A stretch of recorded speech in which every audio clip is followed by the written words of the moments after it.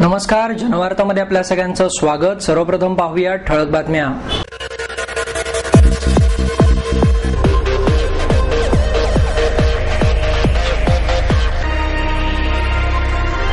भ्रष्टाचारी खासदार सुरेश कलमाडी यांच्या विरोधात शिवसेनेच्या वतीने तीव्र आंदोलन। प्रसारमाध्यमांचा दर्जा सुधारणे आवश्यक आहे, ज्येष्ठ अभिनेते विक्रम गोखले यांचं प्रतिपादन। महिला बालकल्याण समितीच्या वतीने स्त्री केंद्रित आर्थिक नियोजन या विषयाच्या चर्चासत्राचे आयोजन।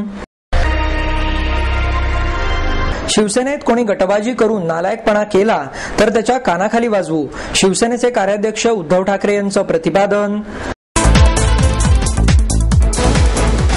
ही निदर्शने खंडूजीबाबा चौकात करण्यात आली। यावेळी आमदार डॉक्टर नीलम गोरे, आमदार चंद्रकांत मोकाटे, प्रशांत बदे, सदानंद शेट्टी, राधिका हरिश्चंद्रे, दुर्गा भावेकर, विजया मोहिते, जानू आखाडे, सचिन ननावरे यांच्यासह अनेक कार्यकर्ते मोठ्या संख्येने उपस्थित होते। यावेळी बोलताना डॉक्टर नीलम गोरे म्हणाल्या, भ्रष्टाचारी खासदार सुरेश कलमाडींमुळे पुण्यावर वारंवार खाली मान घालण्याची वेळ येत आहे। पुण्यामध्ये झालेल्या युवा राष्ट्रकुल स्पर्धांमध्येही खूप मोठ्या प्रमाणात भ्रष्टाचार त्यांनी केला आहे, हेही आता उघड झाले आहे। त्यामुळे त्यांच्यावर त्वरित गुन्हेगारी स्वरूपाची कारवाई करण्यात यावी आणि त्यांच्या खासदारकीचा राजीनामाही घेण्यात यावा। त्याचप्रमाणे दिल्लीच्या मुख्यमंत्री शीला दीक्षित यांच्यावरही कारवाई करण्यात यावी, या मागण्यांसाठी आम्ही ही निदर्शने करत आहोत, असेही त्यांनी यावेळी सांगितले। या निदर्शनांमध्ये सहभागी झालेल्या कार्यकर्त्यांनी कलमाडी आणि काँग्रेसच्या विरोधात जोरदार घोषणा दिल्या। यावेळी शिवसेना महिला कार्यकर्त्यांची उपस्थितीही लक्षणीय होती। आमची शिवसेना पुणे शहराच्या वतीने आम्ही निदर्शनं केली आहेत। खरोखर पुणे शहरावरती वारंवार मान खाली घालावी अशा पद्धतीचा प्रसंग सुरेश कलमाडींमुळे येतो आहे। एका बाजूला ते सांगतात त्यांना स्मृतिभ्रंश झालाय, दुसरीकडे MRI रिपोर्टमध्ये आलं की त्यांच्या स्मृतीला काहीच झालेलं नाहीये आणि ऑडिटर जनरल यांचा जो नवीन रिपोर्ट आला त्याच्यानुसार हे स्पष्ट झालेलं आहे की पुणे शहरामध्ये सुद्धा युवकांसाठीचे जे राष्ट्रकुल संघाचे कार्यक्रम झाले होते त्याच्यामध्ये सुद्धा प्रचंड मोठा भ्रष्टाचार झालेला आहे। सर्व कंत्राटं टेंडर विनाच काढण्यात आलेली आहेत आणि ज्या कामासाठी पैसे लागणार त्याच्या दुप्पट तिप्पट चौपट या पद्धतीने हे टेंडर्स न काढता संपूर्ण गैरव्यवहार झालेला आहे। आमची अशी मागणी आहे की ज्या ज्या लोकांना या पद्धतीने गैरव्यवहारामध्ये जे सामील आहेत त्यांना ताबडतोब त्यांच्यावर गुन्हेगारी स्वरूपाची कारवाई त्यांच्यावरही झाली पाहिजे, कारण सुरेश कलमाडी तिहारमध्ये बसून सुद्धा आजही पुण्याचं राज्य चालवत आहेत, ही आज वस्तुस्थिती आहे। आणि म्हणून लोकांना काही जणांना असं वाटतं की आम्ही राजकारण करतोय, परंतु सुरेश कलमाडींनी राजीनामा ताबडतोब खासदारकीचा देखील दिला पाहिजे आणि त्यांची मी तर असं पुढे म्हणेन की त्यांची खासदारकी रद्द करण्यासारखीच परिस्थिती आज झालेली आहे। शीला दीक्षित यांच्यावरती सुद्धा संपूर्णपणे ताशेरे आलेले आहेत आणि पंतप्रधानांनी सुद्धा याला मान्यता दिली। हे स्पष्ट झाल्यामुळे या पाळमुळं सगळी पंतप्रधान कार्यालयापर्यंत जाऊन पोहोचतायत आणि म्हणून पुणेकर नागरिकांच्या वतीने आम्ही कलमाडी यांच्या या अतिशय महाप्रचंड घोटाळ्याचा निषेध करतो आणि शिवसेना कार्यकारी प्रमुख उद्धवजी ठाकरे यांनी काल जे आवाहन केलं की मतदारांनो, निवडणुकीच्या वेळेला तुम्हाला स्मृतिभ्रंश होऊ देऊ नका, तीच आमची मतदारांच्याकडून अपेक्षा आहे। आणि पुणेकर नागरिकांनी सुरेश कलमाडींना वैयक्तिक पत्रही पाठवावीत आणि त्यांनी ताबडतोब राजीनामा द्यावा अशी देखील त्यांनी मागणी करावी, याच्याकडे लक्ष वेधण्यासाठी आम्ही निदर्शनं केलेली आहेत। डेक्कन एज्युकेशन सोसायटीच्या DES institute of film and television संस्थेचे उद्घाटन गोखले यांच्या हस्ते करण्यात आले। यावेळी प्रसारमाध्यमांचे चक्रव्यूह नवी आव्हाने या विषयावरील परिसंवादात गोखले यांनी मत व्यक्त केले। या परिसंवादात ज्येष्ठ अभिनेत्री स्मिता तळवळकर, रेणुका शहाणे, अभिनेता उपेंद्र लिमये, अभिराम भडकमकर, ज्येष्ठ पत्रकार राजीव खांडेकर आदींनी सहभाग घेतला। यावेळी बोलताना गोखले म्हणाले, समाजाला शहाणे करून सोडणे, ज्ञान देणे हे प्रसार माध्यमे ज्या स्वरूपातील माहिती भारतीयांच्या माथी मारत आहेत त्याचा दर्जा उंचावण्याची आवश्यकता असून माध्यमांकडून काय घ्यावे याबाबतचा विचारही प्रेक्षकांनी केला पाहिजे। नागरिकांना माध्यमांकडून कोणत्या माहितीची अपेक्षा आहे हे प्रसार माध्यमांना केव्हा समजणार आहे असा सवाल उपस्थित करून गोखले म्हणाले, बौद्धिकदृष्ट्या सुसंस्कृत असलेल्या नागरिकांना माध्यमांकडून खूप अपेक्षा आहेत, त्यामुळे माध्यमांनी आपल्यात सुधारणा केली पाहिजे।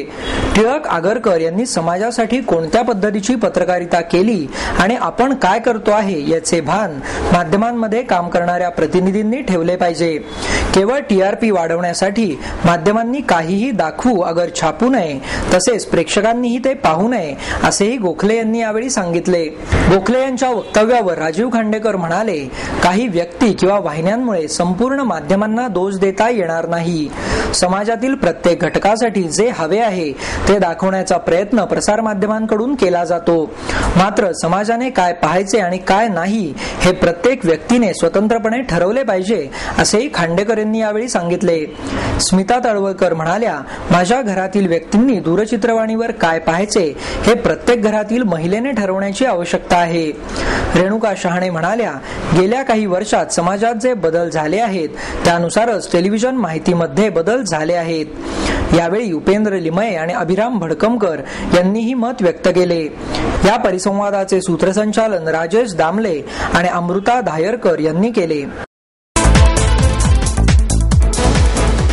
यावेळी आमदार डॉक्टर नीलम गोरे, महापालिका आयुक्त महेश पाठक, धनंजय जोगळेकर, गटनेत्या मुक्ता टिळक, महिला बाल कल्याण अध्यक्षा मेघा बाबर, ज्ञानेश्वर मोळक, श्याम देशपांडे, आर परदेशी आदी मान्यवर उपस्थित होते.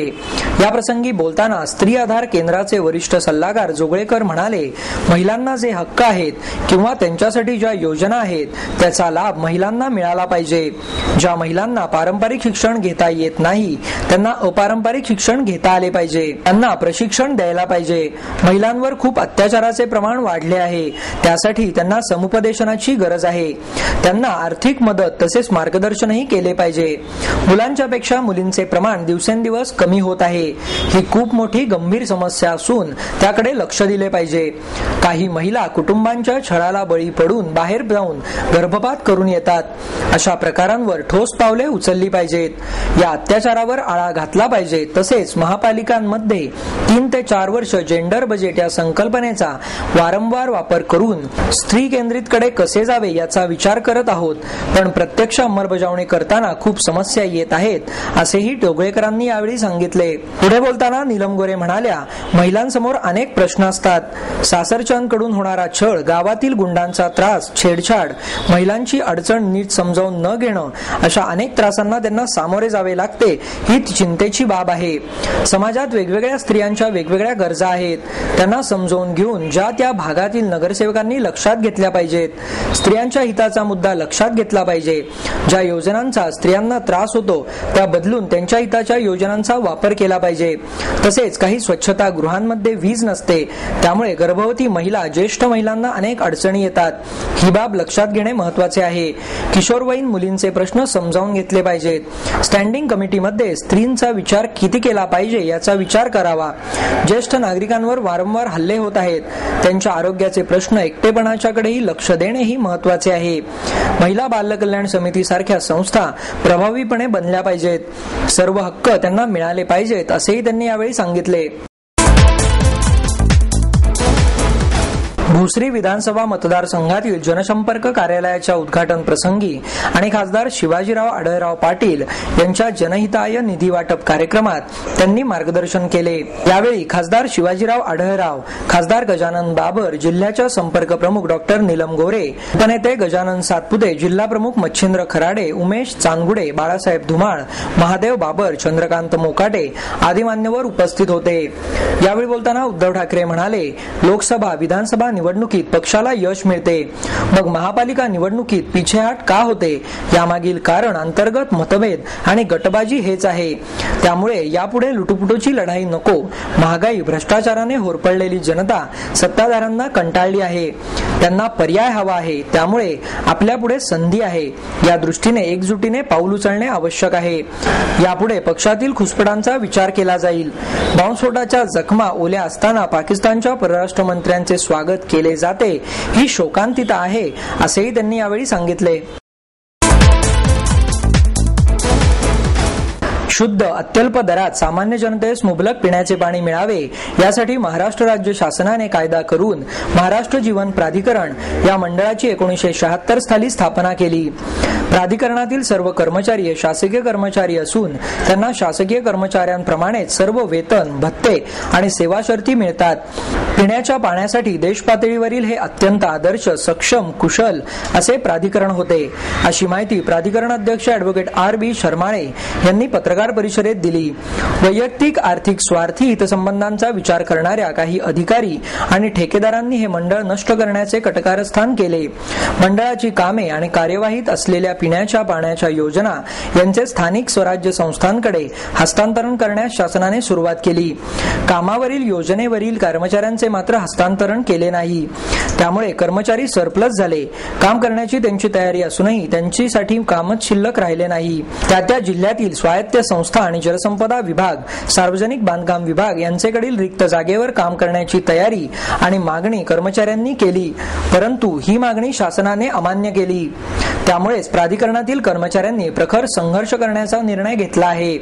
दिनांक 10 ऑगस्ट 2011 रोजी आझाद मैदान मुंबई येथे प्राधिकरणाचे हजारो कर्मचारी एक दिवसाचे धरणे आंदोलन करणार आहेत.